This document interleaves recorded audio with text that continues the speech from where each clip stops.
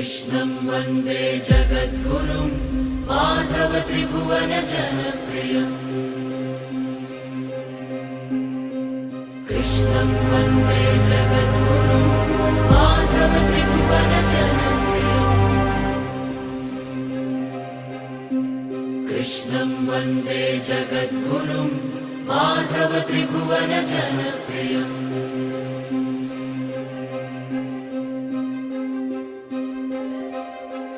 ఓం శ్రీకృష్ణ సద్గురవే నమః. ఓం శ్రీకృష్ణ పరబ్రహ్మణే నమః. కృష్ణం వందే జగద్గురుం. శ్రీమద్భగవద్గీత శ్లోకపారాయణ అథ అష్టాదశాధ్యాయః మోక్ష సన్యాసయోగః. 66వ శ్లోకం. సర్వధర్మాన్ పరిత్యజ్య మామేకం శరణం వ్రజ అహం త్వా సర్వపాపేభ్యో మోక్షయిష్యామి మా శుచః.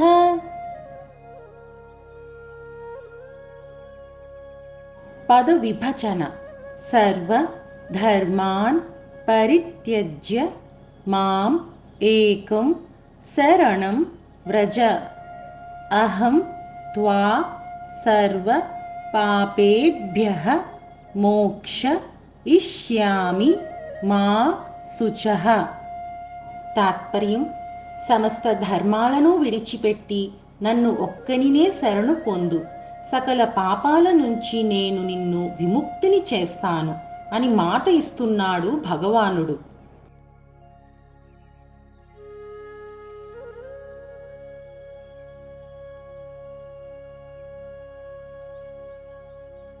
ఈ శ్లోకానికి ఉన్న ప్రత్యేకత ఏంటంటే భగవానుడు చేసే ప్రతిజ్ఞ. సర్వధర్మాన్ పరిత్యజ్య మామేకం శరణం వ్రజ అహం త్వా సర్వపాపేభ్యో మోక్షయిష్యామి మా శుచః అంటూ ధర్మాలన్నింటినీ పరిత్యజించి నన్నొక్కడనే శరణు పొందినట్లయితే పాపాలన్నింటి నుంచి నేను విముక్తుణ్ణి గావిస్తాను అని ప్రతిజ్ఞ చేస్తున్నాడు భగవానుడు.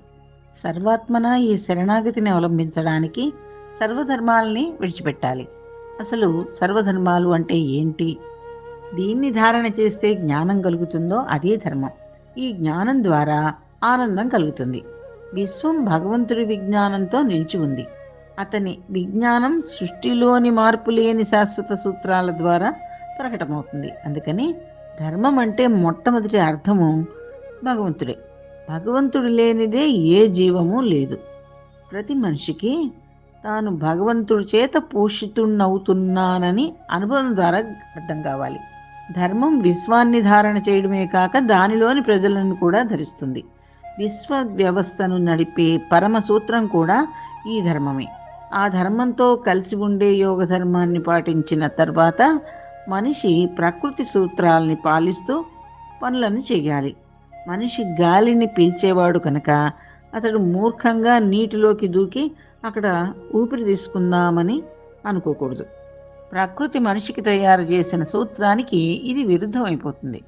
అందుచేత అతడు గాలి, సూర్యరశ్మి, అన్నము పుష్కలంగా ఉన్న చోట ఉంటూ ప్రకృతి తాలూకు జీవసూత్రాలను మన్నించడమే ధర్మం.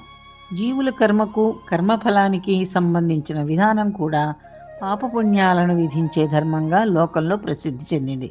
పుణ్యఫలంతో జీవుడు క్రమక్రమంగా ఉపాసన అంటే చాలా దగ్గరగా ప్రవర్తిస్తూ ధర్మస్వరూపుడైన భగవానుడి స్వరూపాన్ని పొందడాన్ని కూడా ధర్మమనే అంటాం. అంటే పుణ్యమే ధర్మం అన్నమాట.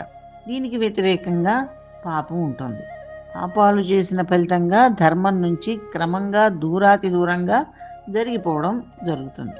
కనుక పాపమే అధర్మం.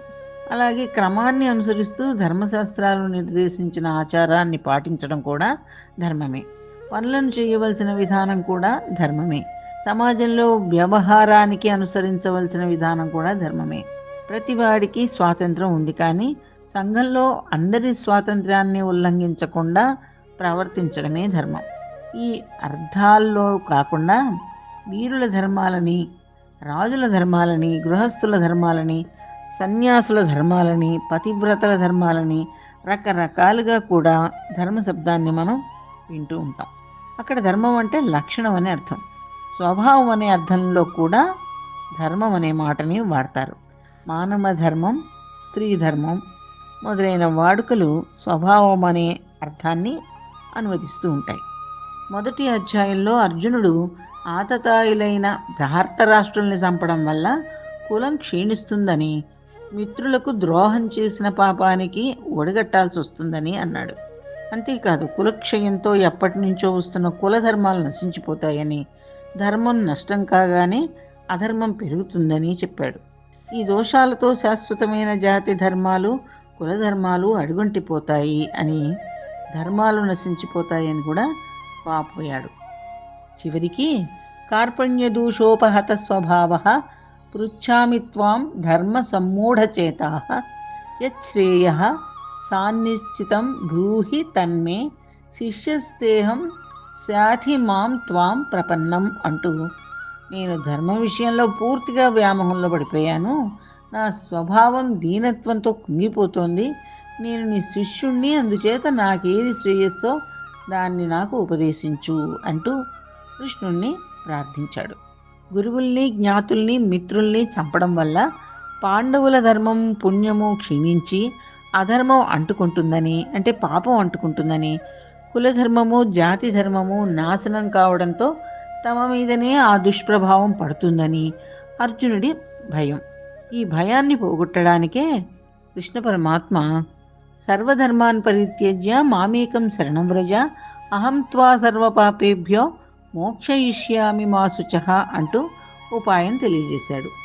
అంటే ఇప్పటి వరకు అర్జునుడు పాటిస్తున్నటువంటి కులధర్మాలు, జాతి ధర్మాలు మొదలైనటువంటి చిల్లర మల్లర ధర్మాలన్నింటినీ విడిచిపెట్టి కేవలం నేనునే ఆశ్రయించు, అంటే గురువాక్యం అనే ఏకైక ధర్మాన్నే ఆశ్రయించమంటూ సలహా ఇచ్చాడు. దాన్ని పాటించడానికి స్వకర్మణ తమభ్యర్చః అనే నియమాన్ని అవలంబిస్తూ తమేవ శరణం గచ్చ అనే వాక్యం ప్రకారం కర్మను చేస్తూ ఈశ్వరుణ్ణి శరణుజొచ్చాలి అన్నాడు. ఎన్నెన్ని పాపాల భయం సాధకుణ్ణి పీడిస్తుందో ఈ శరణాగతి వల్ల ఆ భయం నుంచి అతనికి విముక్తి లభిస్తుంది అన్నమాట. ఈశ్వరుడే సర్వకర్మ బంధనాల నుంచి విడదీస్తాడు. అందుచేత పాపం చుట్టుముడుతుందేమోనన్న భయాన్ని, శంకని, దుఃఖాన్ని వదిలిపెట్టమని భగవానుడు సలహా ఇచ్చాడు అర్జునుడికి. ఇది లౌకికంగా చెప్పుకునే అర్థం. నేనును శరణు పొందడం అంటే విషయాల వైపుకి పోయే ఇచ్ఛాశక్తి ప్రవాహాన్ని మళ్లించి కూటస్థ చైతన్యం దిక్కుగా తిప్పడం అని అసలైన అర్థం.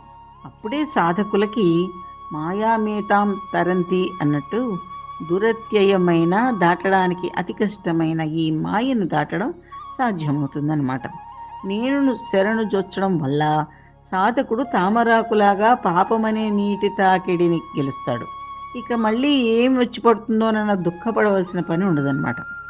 సర్వధర్మాలంటే అన్ని రకాల నానాత్వాలు, వివిధత్వాలు మొదలైనవన్నీ అన్నీ ఒకే చైతన్యం నుంచి పుట్టినవే అయినా రకరకాల రూపాల్లోనూ కనిపిస్తూ ఉంటాయి.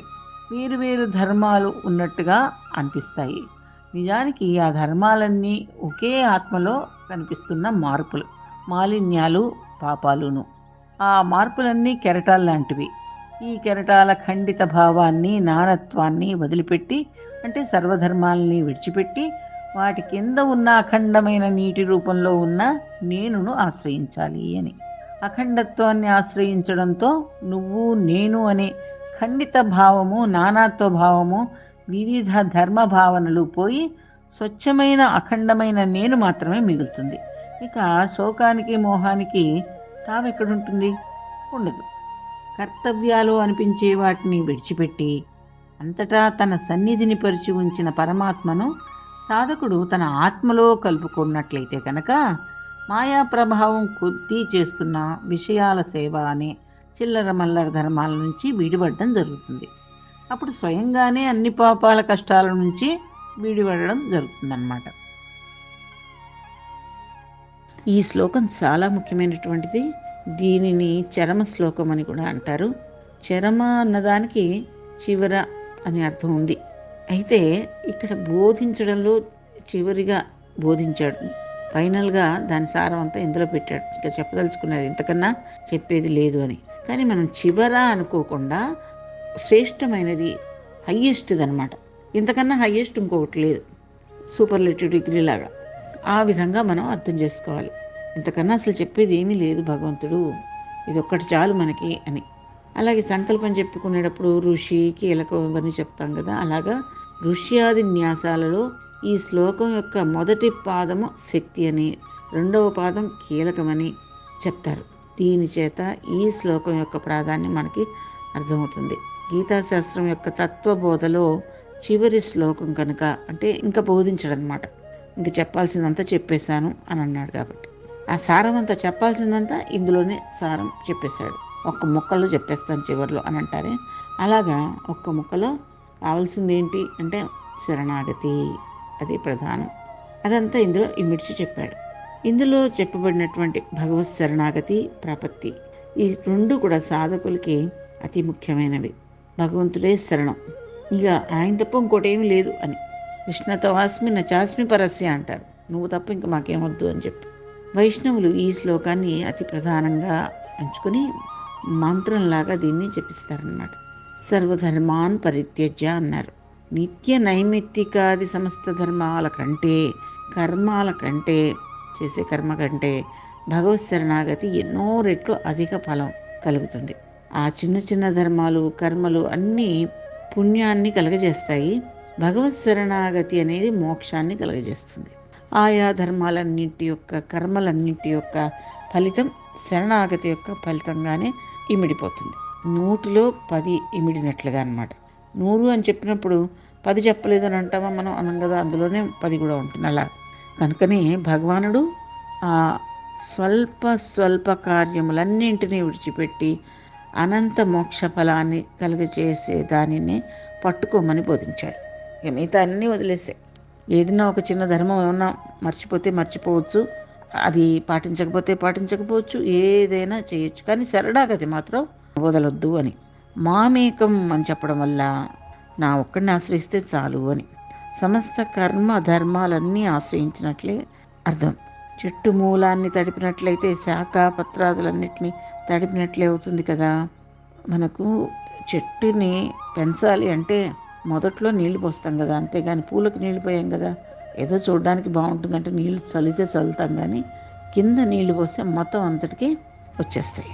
ఆ విధంగా ఎన్నో మార్గాలు, కర్మలు, ధర్మాలు గజిబిజిగా ఉండి మనసుకు విక్షేపం కూడా కలుగజేస్తూ ఉంటాయి. ఒకటి చెయ్యాలంటారు, అందులోనే మళ్ళీ ఇలా అయితే వద్దంటారు. ధర్మ సూక్ష్మాలు బోలెడున్నాయి, అన్నీ అర్థం కావు. కాబట్టి ఒక్కదాన్ని ఆశ్రయించడం శ్రేయస్కరం. ఆ ఒకటి ఏంటి అంటే, దేనిని తెలుసుకున్నట్లయితే సమస్తము తెలుసుకున్నట్టే అవుతుందో, దేనిని పొందితే ఇక సమస్తం పొందేశాము అని అనిపిస్తుందో, అటువంటి ఆత్మ వస్తువుని, బ్రహ్మ వస్తువుని, ఆ ఒక్కడిని ఆశ్రయిస్తే చాలు. ఇతర గొడవలతో, ఇతర సాధనాలతో, ఇతర ధర్మాలతో, ఇతర కర్మలతో ఇంకా మనకి ఏమీ పని లేదు. కనుకనే వానినన్నింటినీ వదిలేసి తననొక్కడినే శరణు పొందమని భగవానుడు ఉపదేశిస్తున్నాడు. అహంత్వ సర్వపాపేభ్యో మోక్షయిష్యామి అన్నాడు. అంటే కొందరు ఎలా ప్రశ్నిస్తారంటే, అన్ని కర్మలు ధర్మాలు వదులుకొని భగవంతుడిని ఆశ్రయించినట్లయితే మాకేం ఇస్తాడు అని. అందుకు కృష్ణ పరమాత్మ సూటిగా చెప్తున్నది ఏంటి అంటే, అలా నన్ను ఆశ్రయించినట్లయితే మీ యొక్క సమస్త పాపాల నుండి, బంధాల నుండి మిమ్మల్ని విముక్తుల్ని చేస్తాను అని అంత భరోసా ఇస్తున్నాడు అనమాట. సర్వపాపేభ్యో అంటాడు, అన్ని సర్వాన్ని, అన్ని పాపాల నుంచి కూడా విముక్తుల్ని చేస్తాడు. అలా చెప్పడం వల్ల ఏ ఒక్క పాపము నుండో కాదు, సమస్త పాపాల నుండి విడుదల పొందగలము ఇలా చేస్తే అని. అంటే సంపూర్ణంగా బంధ విముక్తినిగా చేస్తాను నిన్ను అని చెప్పడం అన్నమాట. మానవుడికి ఇంతకంటే అధికమైనటువంటి ఏం కావాలి అసలు?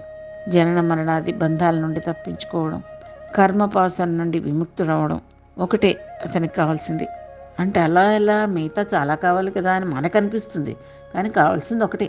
అతనికి కావాల్సింది ఏంటంటే, ఇంటి నుంచి బయలుదేరామండి, బయటికి వెళ్ళాం ఏదో పని మీద, మళ్ళీ ఇంటికి వెళ్ళాలి కదా, ఎంతకాలం బయట తిరుగుతూ కూర్చుంటారు. కాబట్టి అక్కడి నుంచి భగవంతుడి నుంచే మనం వచ్చాం, వచ్చిన తర్వాత మళ్ళీ భగవంతుడి దగ్గరికి వెళ్ళాలి.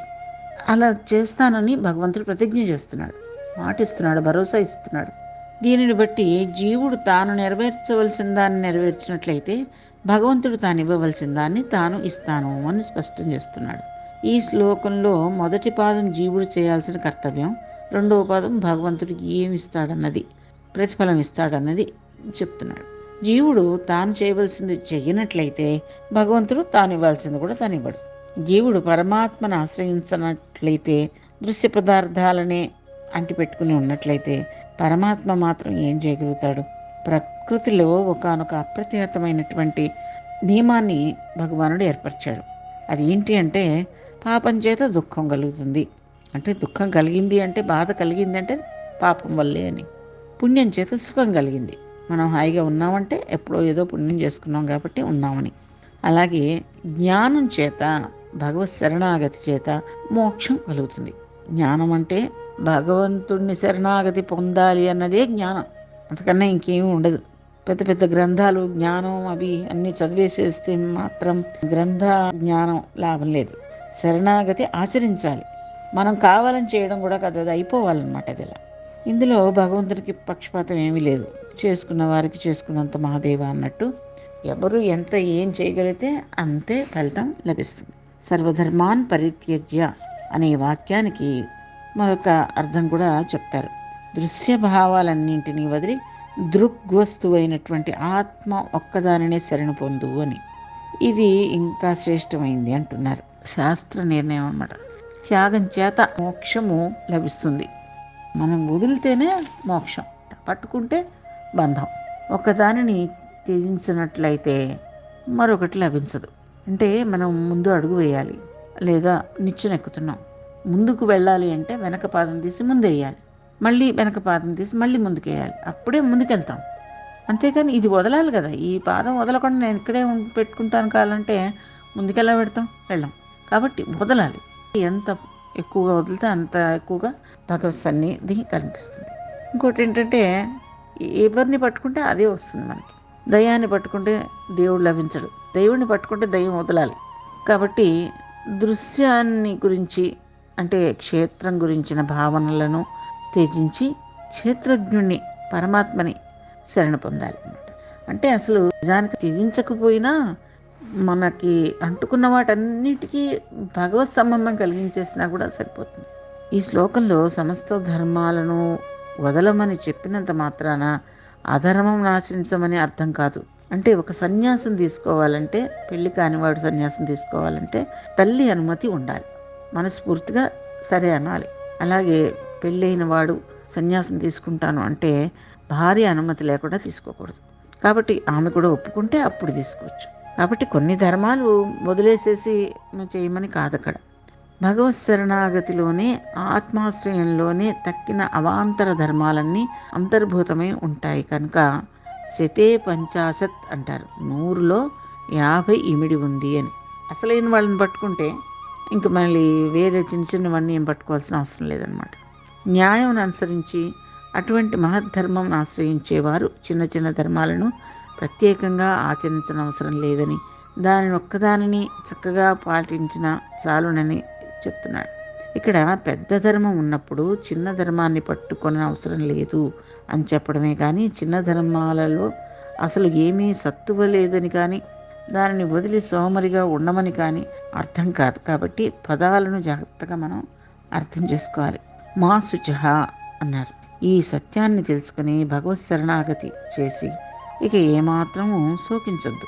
భగవంతుడిని నమ్ముకున్నాక ఇంకా మనకి బాధ దుఃఖం అనేది ఉండకూడదు. మనసు సమర్పించేశాం కదా, మళ్ళీ ఆ మనసుని బాధకి నిలగించేయకూడదు అన్నమాట. ఇవన్నీ కృష్ణ పరమాత్మ అర్జునుడికి ఆనతి ఇవ్వడం జరిగింది. దుఃఖరహితమైనటువంటి శాశ్వత ఆత్మ పదము భగవంతుని స్థానం లభిస్తున్నప్పుడు ఇక శోకానికి ఆస్కారం ఏది లేదు కదా. దృశ్యమును ఆశ్రయించిన వారిని, నశ్వర వస్తువులను నమ్ముకున్న వారిని శోకము బాధిస్తూనే ఉంటుంది. కానీ శాశ్వతమైన ఆత్మని, భగవంతుని ఆశ్రయించిన వారిని ఏది బాధించదు. బాధించినా వీళ్ళకి అది పట్టదనమాట. అందుకే మహాత్ములు ఒక జబ్బు చేసినా ఈ శరీరానికి చేసింది నాకు కాదనుకుంటారు, అసలు పట్టించుకోరు వాళ్ళు. వారు నిత్యము పరమానందంలోనే అనుభవిస్తూ ఉంటారు. కనుకనే నన్ను ఆశ్రయించినట్లయితే ఇక నీకు దుఃఖం అనేది ఉండదు, ఆ దుఃఖపడవలసిన అవసరమే లేదు, కాబట్టి శోకించవద్దు, మా శుచః అన్నారు అని అర్జునుడికి కృష్ణ పరమాత్మ బోధించడం చేశారన్నమాట.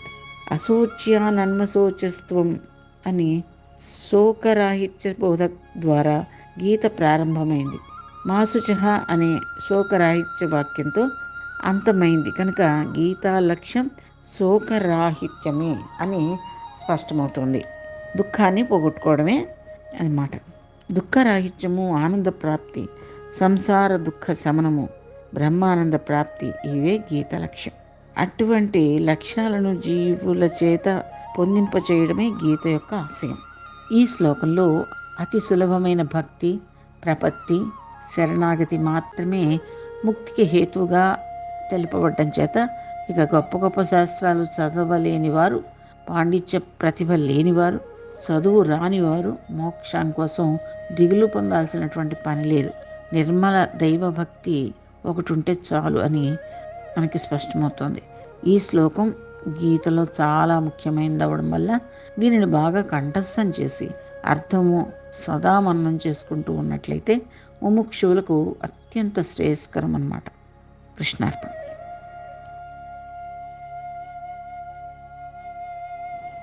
సర్వధర్మాన్ పరిత్యజ్య మామేకం శరణం వ్రజ అహం త్వా సర్వపాపేభ్యో మోక్షయిష్యామి మా శుచః. సర్వధర్మాన్ పరిత్యజ్య మామేకం శరణం వ్రజ అహం త్వా సర్వపాపేభ్యో మోక్షయిష్యామి మా శుచః. సర్వధర్మాన్ పరిత్యజ్య మామేకం శరణం వ్రజ అహం త్వా సర్వపాపేభ్యో మోక్షయిష్యామి మా శుచః. సర్వధర్మాన్ పరిత్యజ్య మామేకం శరణం వ్రజ అహం త్వా సర్వపాపేభ్యో మోక్షయిష్యామి మా శుచః. సర్వధర్మాన్ పరిత్యజ్య మామేకం శరణం వ్రజ అహం త్వా సర్వపాపేభ్యో మోక్షయిష్యామి మా శుచః. జై శ్రీకృష్ణ.